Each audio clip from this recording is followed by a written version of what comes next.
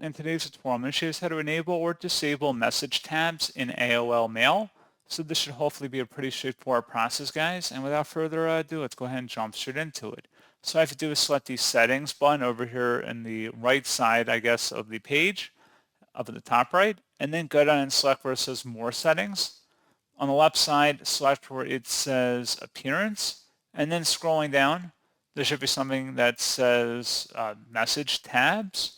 If you want to toggle that on, you can turn it on, or if you want to disable it, just toggle it to the left. You can see it appears up at the top here, depending on your preference. And that's all you have to do. So pretty straightforward process, guys. And as always, thank you for watching. I do hope that I was able to help you out, and I do look forward to catching you all in the next tutorial. Goodbye.